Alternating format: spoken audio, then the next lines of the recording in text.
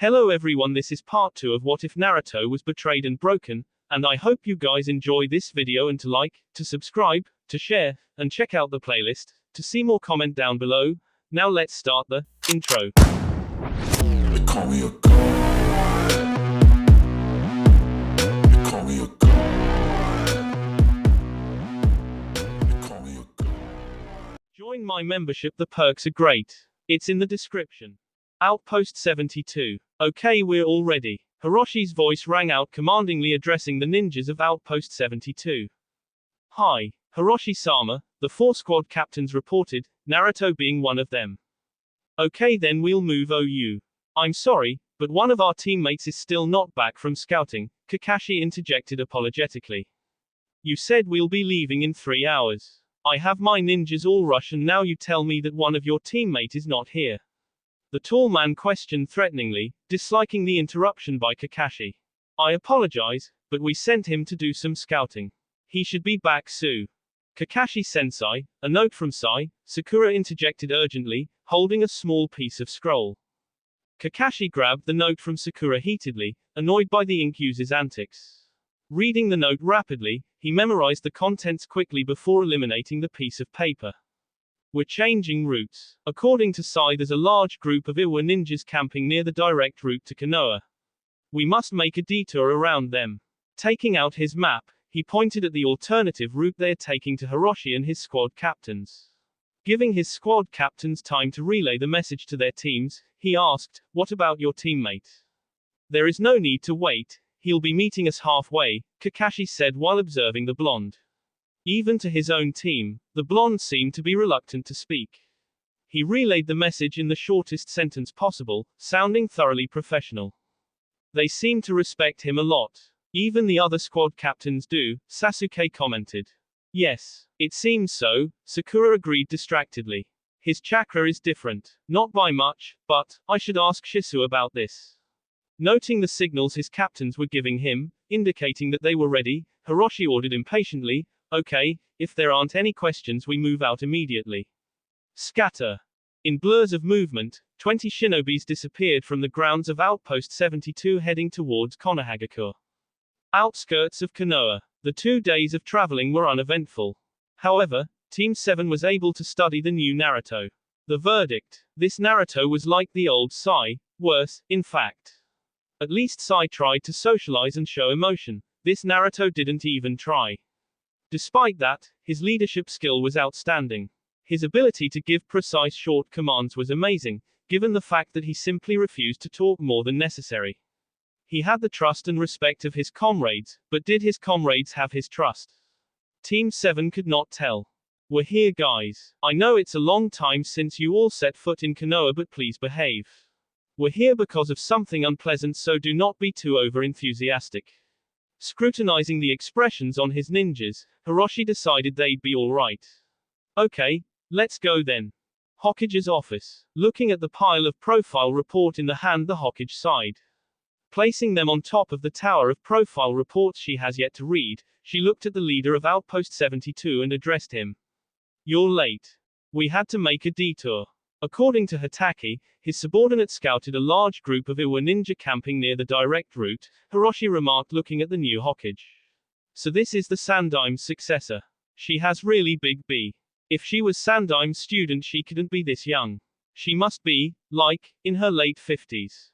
If you have finished checking me out, I would have you dismissed," the female Sannin said in a dangerous tone. "Hi," he said before scurrying out of the office in a hurry.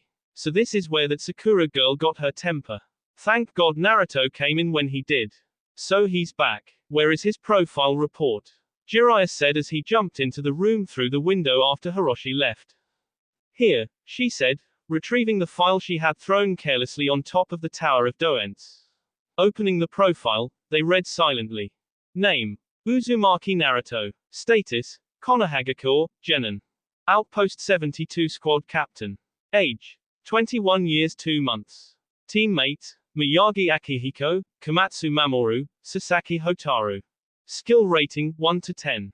Ninjutsu 8. Genjutsu 6. Taijutsu 8. Kenjutsu 10. Fuinjutsu 9. Stealth 10. Remarks. Excels in espionage, reconnaissance and assassination missions. Good leadership qualities. Shows innovative reasoning and is quick to think on his feet. Outstanding kenjutsu and stealth earned him the name Kage no Tsurugi.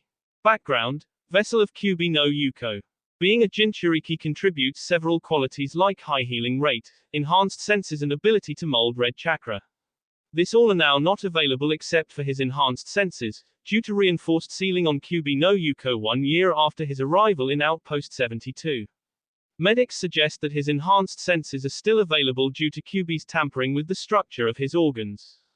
Report compiled by Head of Outpost 72, Hiroshi Tatsuo.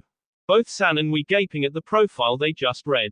He reinforced the seal. Jiraiya said in a tone of disbelief. At the same time, Tsunade said, he's the Kage no Tsurugi. They both look at each other for a moment before the Toad Hermit said, I'll summon him here, and then he disappeared through the window behind Tsunade's desk. The female Sanin was read the report again just to be sure, when someone knocked on her office door. Shisu. It's me, Sakura. Can I come in? A muffled voice said behind the door. Yes, come in, the Hokage said.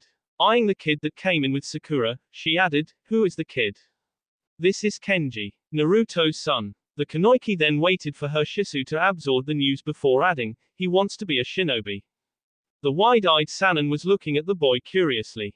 Doubting the fact, she said, you can't be his real son. How old are you, kid? I'm 12, Hokage-sama. I was entrusted to Oto Uzumaki by my mom. I'm not his real son, Kenji answered bitterly. Noticing the kid's indignant manner, she was about to question him when she caught an, I'll tell you later look from Sakura. So you want to be a shinobi, eh? Receiving a vigorous nod from the kid she added, Sakura, you will take him to Iruka, then you'll do the test. If he passes he'll be on your team. Understand? Hi. Kenji, wait outside. I have something to discuss with the Hokage. After the boy left, Tsunade waited for her student to start talking. Naruto told Kenji that if he wants to come to Konoha and be a ninja, the boy will have to address him as Uzumaki and will not interact with him unless necessary, she informed. That's a smart move, Tsunade stated thoughtfully. Huh, but why? I don't understand, the pink-haired girl was perplexed at her teacher's words. He's protecting the kid. He was exiled mainly because of his Idini, the Jinchuriki. If Konoha finds out he has a son, what do you think they might do to the kid? She asked her apprentice. They'll give him the same treatment they gave Naruto, she said, finally understanding the circumstances. He does care. There's still hope. Suddenly remembering about Naruto's chakra, she said, Shisu, is it possible for a person's chakra signature to change? Even a little. Why are you asking about this suddenly? The female Sanin had a feeling that this has to do with Naruto. Well, I noticed Naruto's chakra is different. It's just slightly off, but I was sure we can't change our chakra signature, so I was curious, she stated tentatively. Not wanting Sakura to know about the seal reinforcement now, the Hokage said in a kind tone, it may happen to him and I might know why. But I cannot tell you now. You will be the first to know if I'm sure of the reason. Hi, thank you Shisu. I'll be off then, the girl said appreciatively. Training grounds. Naruto was sparring with his clones when he noticed a presence. Dispelling his clones and stopping abruptly. He looked at the direction of said presence. Recognizing the chakra signature as it got closer, he said, show yourself, Hyuga-san. Cursing himself for being detected, Neji walked out of his hiding place. Looking warily at the blonde, who looked like he won't speak anytime soon, the genius spoke instead. You're back. A pause and then, I'm glad, he finished. Naruto was staring at Neji, eyes looking utterly blank and empty. After a moment of silence he finally said in an equally blank and empty voice that sent shivers down Neji's spine, yes, I am, for the moment. At the precise moment after Naruto finished speaking, Jiraiya popped into view saying, Naruto, I need you at the Hokage's office now. Hi, Jiraiya-sama, Naruto said obediently as he set off after a very confused Jiraiya leaving an equally confused Neji. Hokage's office, again. After 1 hour of interrogating Naruto, Tsunade and Jiraiya got the answers they wanted. However, it wasn't easy. Yes, the blonde did answer all their questions, however he didn't elaborate. If they wanted more details they had to ask for them. Just thinking of what questions to ask was giving both the Sanins a headache. After Tsunade dismissed Naruto, Jiraiya took off saying he needed to think. She took out her sake from the secret compartment and took a swig, not even bothering to use the cup. Flashback. So far they had gathered that the seal was reinforced by a seal master, supposedly, whom he met while he was on a recon mission in Amno Kuni. Naruto had refused to give up said person's location or name, stating he doesn't know them now. Wondering how Naruto could trust such baseless proclamations by an unknown shinobi, she spent 5 minutes berating him for his foolishness. It would have been longer, but the blonde suddenly said, "Kyuubi can no longer control me. Isn't that what Konoha wants?" Grayish orbs flashing dangerously, showing hints of emotion that barely surfaced before being replaced by glass-like orbs in a fraction of a second. Both Sanins were rendered speechless by his statement, "He did this for us." "Oh God," they grimaced inwardly. "At what price, Naruto?" Tsunade asked desperately, looking at him guiltily. "Memories, of times when I feel strong emotions. To act as an additional barrier on the Kyuubi, effectively trapping its thoughts and chakra." "So, now you don't remember any of those memories that are used?" Jiraiya asked, looking at the blonde incredulously. "Yes," was the short reply that came. Does it prevent you from feeling emotions now?"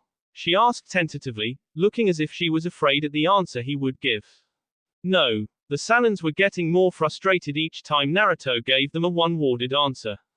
Taking her sweet time to think of another question, she finally decided on, Kenji was adopted before or after the seal reinforcement. After. Sighing with relief inwardly, she thought, "There's still hope then." "Okay then, you can go," she said finally. The blonde started to move when the hermit suddenly remembered to ask, "Wait, Naruto, that name, Kage no Tsurugi, who gave you that name?" The young man halted, immediately turning around and looking at the hermit. "The bodyguard of my assassination target, he was one of the 7 swordsmen of the mist. I never learned his name." "Is he S?" he pressed on. "No, he was not my target. There was no need to assassinate him." The blonde then added, "If I may leave now." "Yes, you do that," both Sanins chorused distractedly. End flashback. "He's changed so much," the Godime thought miserably, before taking another swig. Yakiniku restaurant. A few days have passed since Neji's meeting with Naruto. He related his meeting with Konoha 12, which included Sai. Team 7 also recounted their experience with the blonde. They were all appalled with Naruto's significant change of personality.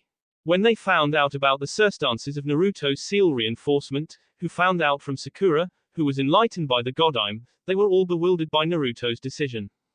Although all of them tried to approach the blonde, none of them was successful in getting him to open up. They often found him alone in the training grounds, or in the forest training. Conversations with the blonde mostly ended with him excusing himself or in awkward silences. Frustrated with their lack of progress, Konoha 12 were now all gathered together in Chuji's favorite yakiniku restaurant. They weren't supposed to be as the attack on Konoha was supposed to be due in 2 more days, but they couldn't help it. The lack of progress was even reducing Lee's high spirits. All of them were eating quietly, as the plans they made sound more and more ridiculous. They have decided to just finish the dinner. 30 minutes later, the group found themselves walking out of the restaurant with no new plan in line. It was then that they heard a commotion in the around the corner of the restaurant. Sending curious glances to each other, well except for Shino, Sasuke, Shikamaru and Neji, the group headed towards the core of the problem. All they saw, at first, was a burly drunk man shouting profanities at the top of his voice at someone, drawing in quite a crowd who started jeering at the man's target. Wondering who it was that could have made the villager so angry, they quickened their pace and saw Naruto standing in the middle of the crowd looking impassive at the ugly display. Sakura was on her way to stop that ignorant man, when suddenly she saw Naruto disappear. Several things happened at once. The big burly man disappeared as suddenly as Naruto did.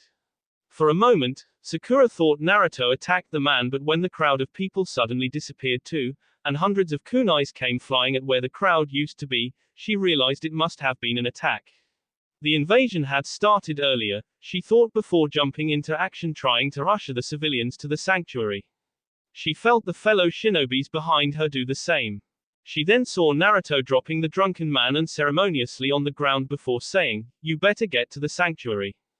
The attack has begun. Remember your children." The man was barely able stuttered a thank you, before the blonde disappear again. Dozens of Naruto filled up the streets of Konoha as he began to push back the sudden attack of the Kumo and Iwa nins. The real Naruto, they presume, performed a summoning and was suddenly holding 10 pairs of Kadeki. He then scattered 9 pairs of Kadeki, 9 of the Kage Bunshins caught the Kadeki and began a dance cleaving down shinobis like they were shrubs. None of the Konoha 12 could identify his sword style. They were however very impressed by Naruto's speed and reflexes. Realizing that they too had a war to be won, they started their own battle to protect Konohagakure no Sato. The sanctuary. Genins and recently appointed Chunins were guarding the civilians that are placed here for safety. Horrible explosions and flashes of lights could be heard coming from every direction in the village. Kenji was staring at the village hoping his Otu-chan would be safe. These few days of not talking to his dad was tea. He missed his blonde dad so much. He was so used to pestering his dad every day for ninja training, that training by himself was not fun at all. He no longer had the challenge to try to get his dad to smile or laugh. Though it was hard, he sometimes did succeed in this challenge. A sudden movement caught his attention. Looking suspiciously at the undergrowth outside the entrance of the sanctuary, he motioned to one of his teammates to come over. I think something is there. We should check it out, Sumiko. He whispered to the Chunin. It's probably a rabbit or something. Don't panic, we're safe here. They do not know of this place. Even if they knew, it would be hard to get through the defenses in the village. She reassured Kenji. But I still feel we shall. A sudden movement caused the boy to fling his kunai at that direction. A cat leaped out of its hiding place and headed in the opposite direction of the pair. Deja vu. XD. See, I told you it was just a rabbit or something. Turned out to be a cat. You scared it pretty bad. The girl was interrupted rudely when suddenly several Kumo and Iwa nins started attacking the pair. Leaping out of the way of a hail of shuriken, Kenji whipped out a Kadeki and started attacking. The other ninjas who heard the commotion spring into the fight. They were losing ground as more enemy ninjas appear. Every time, when one of the enemy ninja fell, 2 more will take his place. Getting desperate, Kenji suddenly remembered.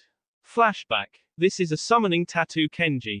Whenever you get into deep trouble, or life-threatening situation, just bite your thumb and press your B thumb on the tattoo and channel some chakra, until it works okay. Naruto instructed to a 9-year-old Kenji. What does it do, Otu-chan? The small boy asked curiously. It will summon me to you. Then I can help you. Use it in times of need only. Do you understand, Kenji? The blonde explained patiently. Hi, Otu-chan. End flashback. He avoided another kunai, leaped back a few feet, brought his left thumb to his mouth, bit hard on it and pressed it on the tattoo on his right arm. Channeling a small stream of chakra, he waited for it to happen. If Otu-chan is near, he shouldn't take too long. He hoped. Somewhere in the streets of Konoha. Kiba noticed when suddenly one of the Narutos stood really still and vanished in a puff of smoke. It was very odd, considering that Kage Bunshin didn't get hit by anyone. Tearing his mind from the distracting sight, he continued fighting the enemy nins with his comrades and a book of Naruto's. Back to the sanctuary. It's not working. Kenji thought desperately as an Iwa nin was closing in on him. He did not move as the Iwa nin got closer by the second. Not wanting to stop summoning his dad, he could not remove his thumb from the tattoo. The Iwa nin was about to bring down a katana on Kenji when suddenly the tattoo flashed red and a silhouette appeared blocking the katana descending with his arm guard. Overjoyed, Kenji shouted, "Ot! Don't!" 6 blondes appear out of nowhere and started attacking without mercy. Get in the cave now. Naruto shouted to all the injured Konoha ninjas. All of the young inexperienced ninjas scramble into the sanctuary except for Kenji. I want to fight. No. In now. But. Now. The blonde raised his voice. Kenji reluctantly retreated. Naruto then walked to the entrance of the cave and started making a barrier, locking all the young ninjas and civilians inside. The blonde summoned a small toad and told it to go get reinforcement. You will only release this barrier when reinforcement comes. Do you understand? Hi. Good. Then Naruto sprang into the chaos of jutsus. Outside the sanctuary, Kenji watched wide-eyed, as his father danced gracefully yet among the enemy shinobis. Slowly one by one they fell, a sword to the heart, or heads rolling of their shoulders. His movements were precise and controlled, every step and move was necessary, every swing of the sword drawing B. However, just like before Naruto came to their rescue, the number of enemy shinobis were not dwindling. On the contrary, they were increasing in number. Slowly but surely, his father was moving slower, exhaustion was setting in. B was leaking freely, soaking the blonde's pants. Watching helplessly, Kenji felt the urge to shout out. He restrained himself, fearing his father's wrath if he dared call out Otu-chan. Naruto pressed on ruthlessly, see down the nins like they were grass, but it is only a matter of time before they succeed in ganging up on him. Creating more clones to replace the ones that were dispelled forcefully, he realized that it has been a while since reinforcements appeared for the enemy. Now there were only 6 left, however they appear to be very skilled, as the clones he had just created were disappearing swiftly. Deciding that creating more clones would be useless, the blonde powered up his swords with wind element chakra. Dodging another lighting jutsu sent his way, he speedily charged at the Kumo nin, aiming for the heart. He missed by an inch, but that won't prevent the Kumo nin from Pulling out his Kadeki brutally, he pushed on relentlessly on the enemies, ignoring the numerous burns and gashes on his body, as well as the burning pain in his legs and arms. Naruto hoped against hope that reinforcement will be here soon, as he cannot possibly hold on this assault any longer. Striking down another Iwa nin, he nearly stumbled in his exhaustion. Catching himself in time, he took out another nin, separating the head from the rest of the body. 3 down, 3 more to go, he counted in his mind. Noticing one of the Iwa nin preparing a jutsu at a distance, he tossed one of his Kadeki, aiming for T. A thud and a strangled yell told him he hit his mark. Focusing his attention on the 2 shinobis in front of him, he tried to dodge a hail of kunais and shurikens. Panicking slightly when he realized he was unable to jump away, he looked down and cursed colorfully when he saw that his leg was held tightly by the Kumo nin that failed to due to his own carelessness.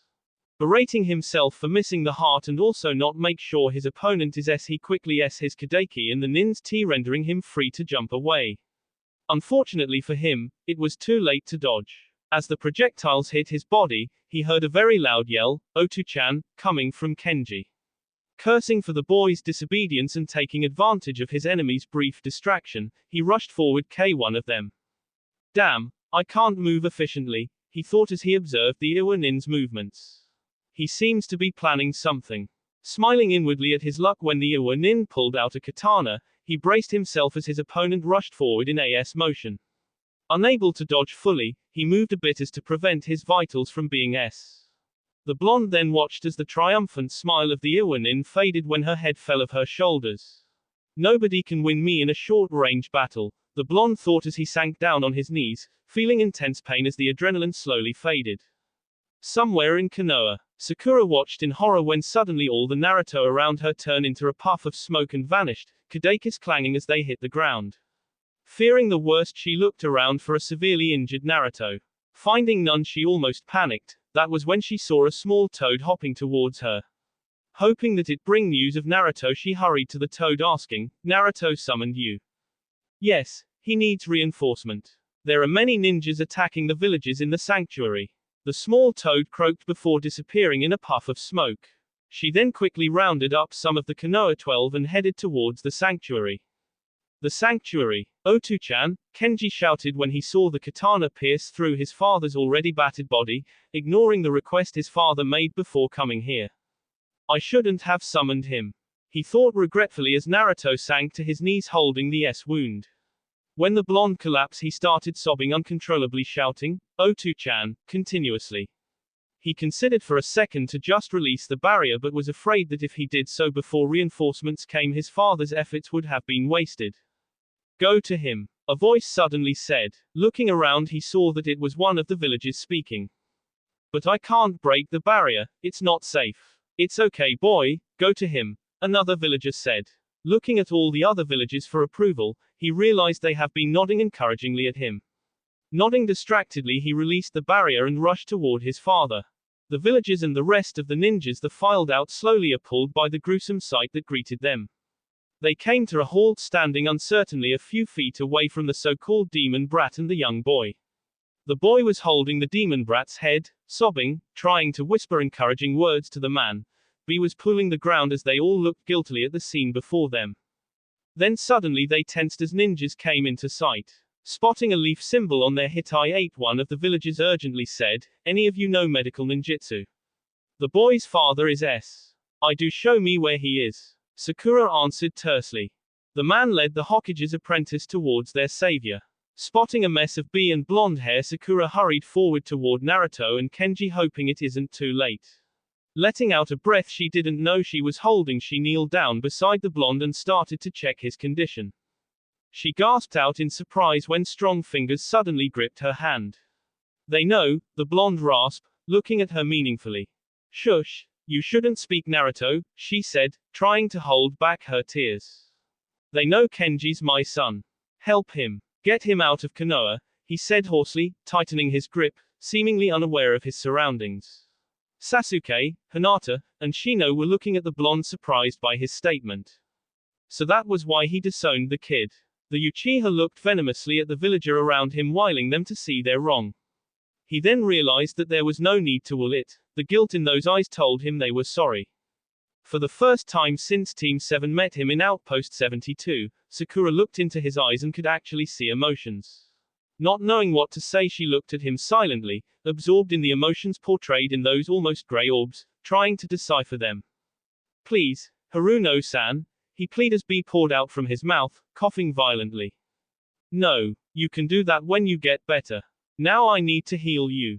Please, Naruto, let go," she said, ignoring his pleas as she tried to pry his fingers off her. "Please, Sakura-chan," he tried again.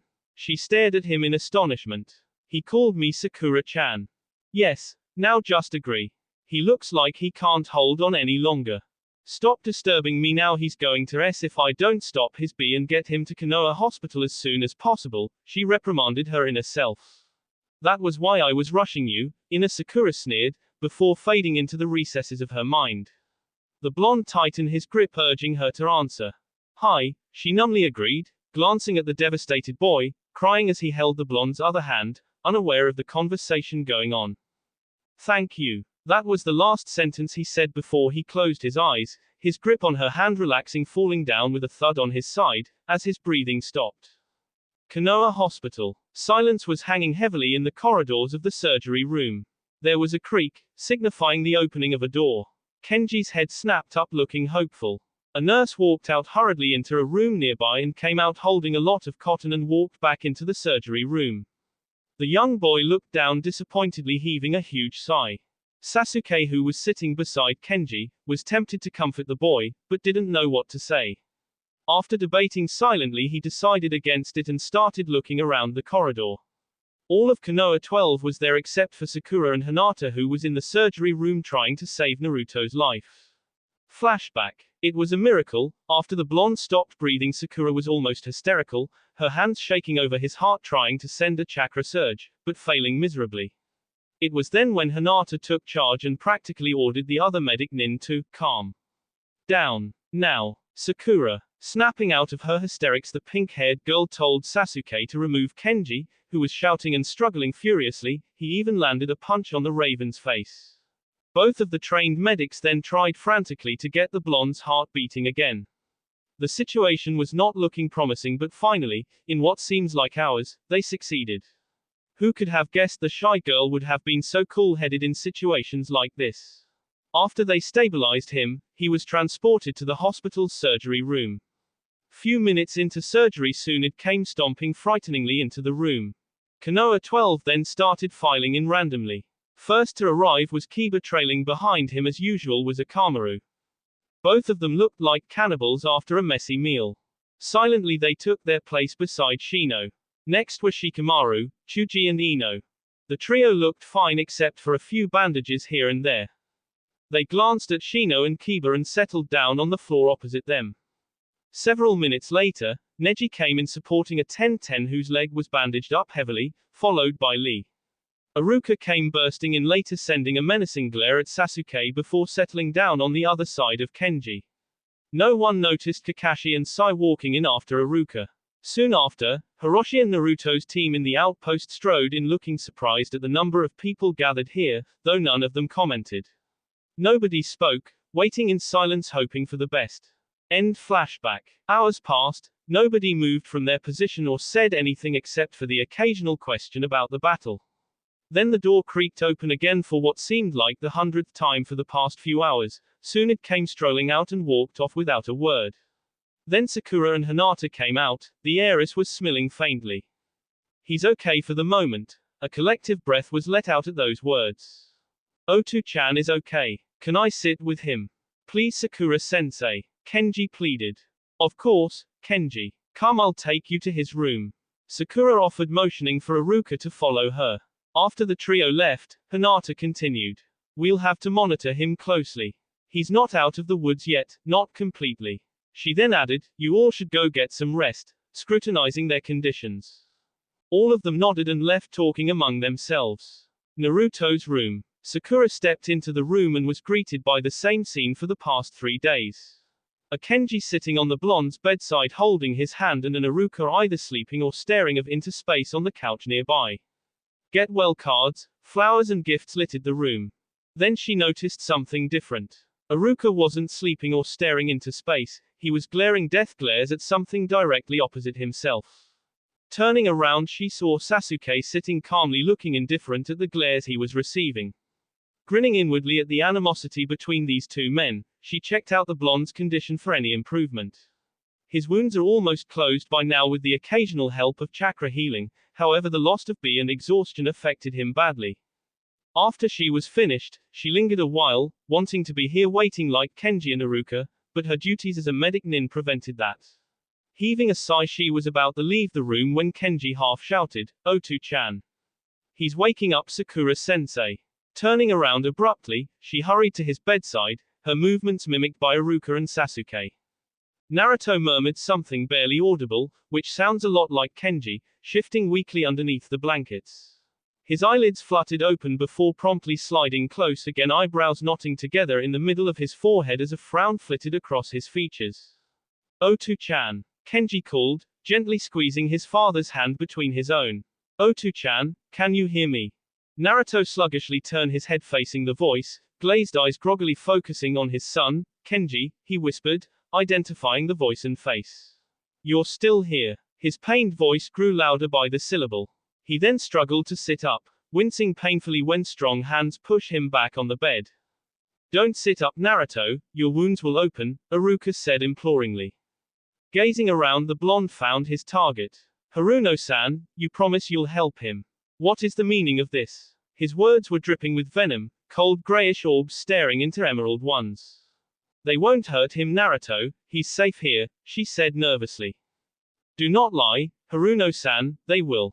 Look, Naruto, just look there, Sasuke interjected, pointing at a pile of gift on his side table, willing him to understand that Konoha is no longer the way he remembered them. The blonde looked wide-eyed at the pile of presents, dumbfounded by what he saw. His mouth opened, words were forming but nothing came out. Everyone gave a jolt when door opened and Hiroshi walked in. What? He asked when everyone's eyes are on him. Nothing, Iruka and Sasuke said simultaneously, and then resumed glaring daggers at each other. Looking amusingly at their antics, he said, whatever, oh Naruto, just so you'll know we'll be leaving Konoha at 5 p.m. today. Get well soon. He added uncertainly, looking at Naruto's expression suspiciously. Expression. He has expression. Dear God, I wonder what happened, he thought as he dismissed himself. What time is it now? The blonde asked. 2 p.m. Sasuke said. Yumino-sensei, please take Kenji home. He needs rest. You need rest too. But, no arguments, Kenji, his voice calm, level, utterly emotionless. Hi, casting an uncertain look at his father before stepping out of the room, trailing behind Iruka. Silence fell as the former Team 7 members stood there not knowing what to say to each other. Sakura, don't you have to be somewhere? Sasuke finally said, breaking the uncomfortable silence. Ah yes, she said and bustled off, throwing a backward glance at the two guys. Hopefully they'll be okay. As if that will happen, they'll kill each other again. No they won't. Stop insinuating such things, closing the door behind her softly. What are you still doing here? Naruto's voice was still blank, completely neutral, as if he really didn't even care what the answer was. Sasuke soon discovered this was the case, as the blonde closed his eyes and looked away from him in the middle of his reply. I wanted to apologize for trying to KO you and causing all this. There is no need. You did Konoha a favor. Naruto interrupted, his words with a hint of finality, indicating this conversation is over. Heaving a sigh, the Raven stood there for a minute debating his actions, before deciding he'll just have to apologize again later and left the room. Hokage's office. What do you mean he's gone? Tsunade screeched, her loud voice sent the birds flying from trees nearby her window. He's just not there. She glanced at a nurse heatedly and added, tell the Hokage what you told me, Teru-san. Hi. She was shaking at the Hokage's outrage. Flashback. Uzumaki-kun, you cannot leave in this condition. It is not possible for me to arrange this matter. You cannot be discharged today, you just woke up, Teru protested calmly. I must leave Teru-san, he said looking at her name tag, and added, I have orders to leave with my outpost leader. Here, this scroll proves enough, he said digging into his vest extracting a scroll, handing it to her. She took the scroll skeptically, reading its contents, her kind brown eyes growing wider with each word. She then said, well, if this is the case then I'll have to discharge you. If you could wait, I'll consult Haruno-san. No, that is not possible. They leave at 5 p.m. It's 4:45 p.m. now, there is no time. Naruto urged her. Sighing she said, fine then. Fill up these forms, and then you can leave. Thank you, Teru-san.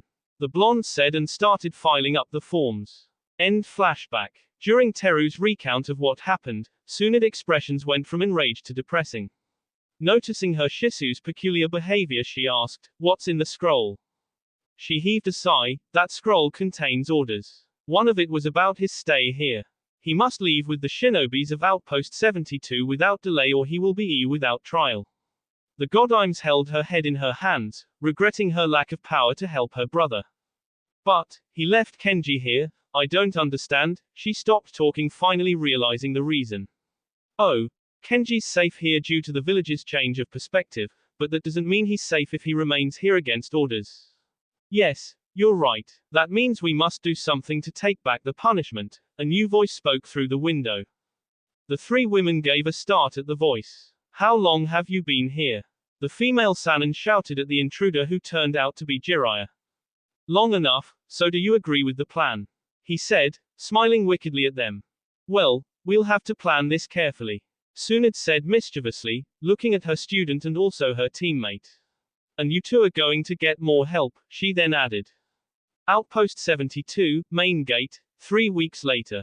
A team of 4 men appeared just outside of the main gates of Outpost 72 looking worse for the wear. The 4 of them practically had to drag themselves into the grounds of the fortress. The leader of the team then spoke, I'll send in the report. Go home Miyagi, Sasaki. Komatsu get to the infirmary. Hi.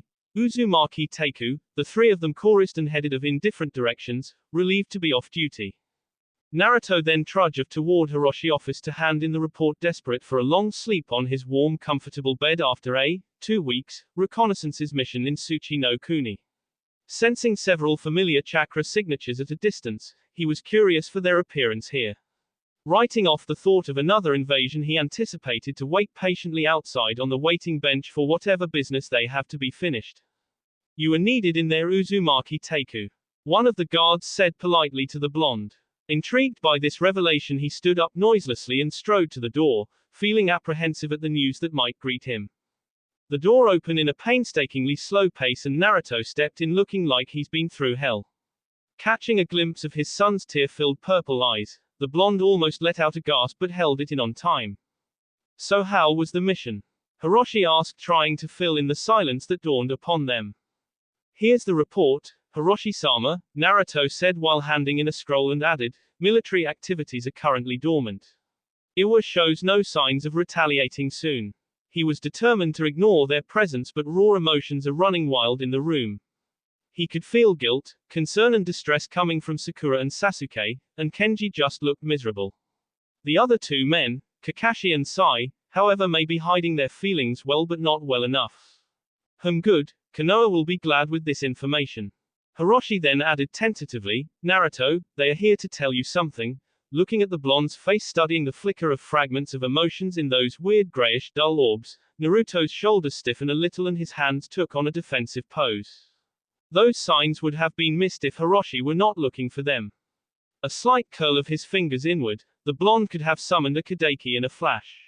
For a moment he thought he could almost identify the fragments of emotion that flitted across the blonde's eyes. If he was not mistaken, it was fear. Turning around deliberately, Naruto addressed them, Hatake-san, Haruno-san, Uchiha-san, Kenji, what brings you here? He said in an apathetic voice looking at him, his mask once again securely in place. Otu-chan, I missed you. A tear-streaked Kenji rushed forward, hugging his father in a tight embrace. For a second everybody thought Naruto wasn't going to respond, but the blonde hands rose slowly, as if he was hesitating, and was wrapped around his son a moment later, holding on to Kenji like the boy was his lifeline. They were all surprised to speak but left it at that, not wanting to intrude upon the reunion of a father and his son. After a short while, Naruto relinquished his hold on his son, and turned to the matters at hand, the reason Team 7 is here with Kenji. Are you going to do what you came to do? He questioned, seemingly uncaring towards the answer. Kakashi dug up a scroll and handed it to Naruto. Your sentence was terminated. You're wanted back in Konoha, Naruto, Sakura said, trying to sound cheerful, but a fleeting look at the blonde's peculiar expression made her sounded curious instead. A half-frown, half-thoughtful look was etched on Naruto's features, as he read the scroll Kakashi gave him. He gave no other response to the news other than that weird look on his face. Team 7 came to a conclusion that the look on his face could be classified as the new Naruto's I'm confused look. So Dobe, you could continue your dream to be a Hokage, Sasuke said in a light teasing voice, unnerved by the blonde's lack of reaction. Naruto shot the Uchiha an even more profound, I'm confused look before saying, when do I have to leave? You look tired, it's kind of late now, so tomorrow morning at 8 would be okay. Do you think that would be fine, Naruto? The Kunoichi said softly, trying to coax any other reaction from him. That would be fine, Haruno-san. If you'll excuse me, I'll need to pack, the blonde said, excusing himself dispassionately. Konohagakure no Sato. After days of traveling, they finally reached Konoha.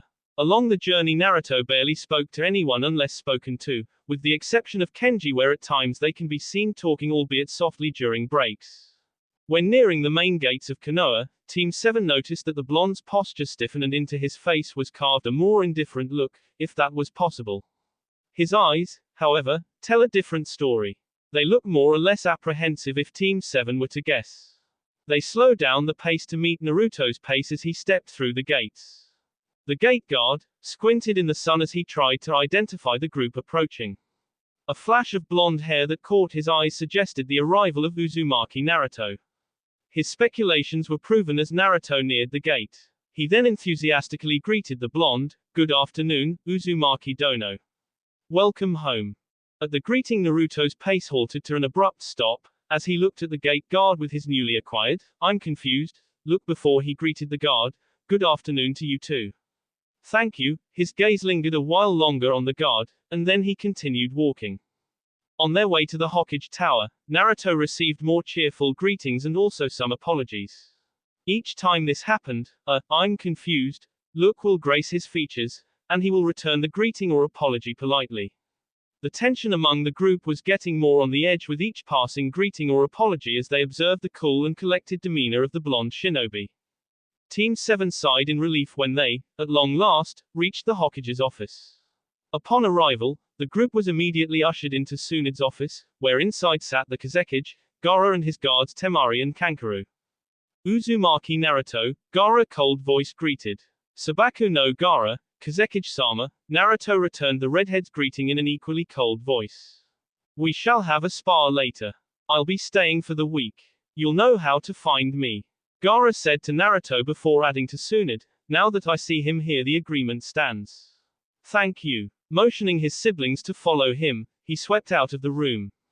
Have a sit. The female Sannin waved her hand to the chair in front of her desk. I would prefer to stand. Thank you for the offer. The blonde declined politely. Shaking her head in frustration, the Godime said, suit yourself. Naruto, you'll be tested for Junin rank next week. Then I'll officially reinstate you. For now, an apartment will be given to you. You'll be staying with Kenji. You're free to roam the village and the training grounds. Here are your apartment keys and address. she said while handing him an envelope that jingled a little when he took it. Arigato, Hokage-sama. Oh, Team 7 will help furnish your house. There's no need for that. I can manage that myself. The blonde objected. I insist, Naruto. If you say so then. Thank you. Okay, get going then, she said, waving her hands at the door. Hi. Naruto took off wordlessly, followed closely by Team 7 and Kenji. The group followed Naruto, leaping on the rooftops through the busy streets of Konoha. He took this way to avoid the people. Damn, I was hoping he'll like it being back here. Looks like he doesn't though. Kakashi thought as he pretended to read his infamous Ica Ica Paradise book while leaping on the rooftops.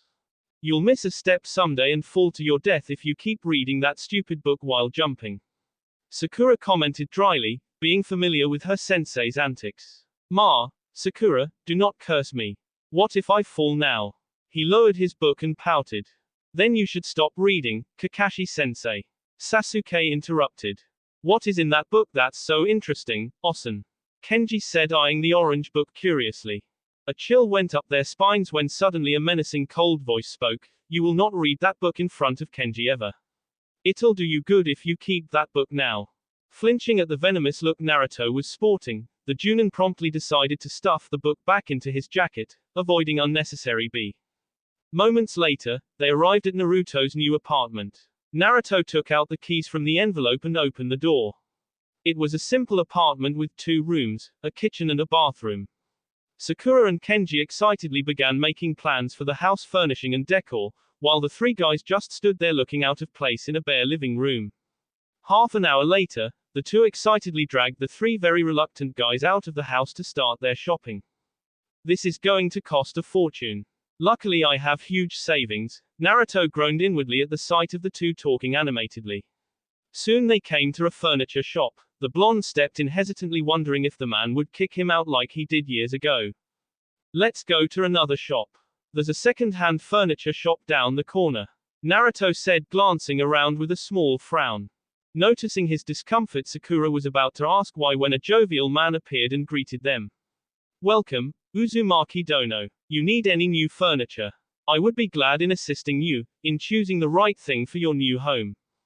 Naruto's frown deepened as he said, thank you, you could assist Haruno-san here. She has ideas for the furnishing.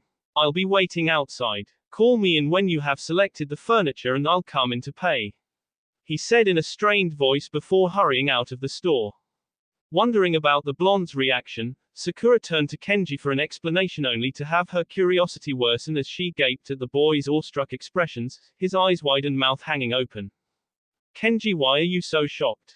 She said as she laid a hand on the boy's shoulder. Kenji gave a start at the contact and said, I've never seen him do that face before. Nor have ever I heard him speak like that. It's amazing, I always thought I'm the only one who could make him have expressions. But since we came here, I've seen him frown and glare and sad, angry and stuff, he trailed off, not knowing what to say. At Kenji's words, Sakura gazed sadly at the blonde man, trying to speculate his feelings, only to feel worse as she tried to put herself in his shoes. I never knew why he always hanged about outside when we entered stores during missions. I've always assumed he's lazy. Now I know he wasn't welcomed in stores, and it hurts to think I was so cruel to him in the past. She thought sadly and was determined to make things better for him in the future. That will be all for this video. Be sure to like, subscribe, share, and comment down below for more videos. Goodbye.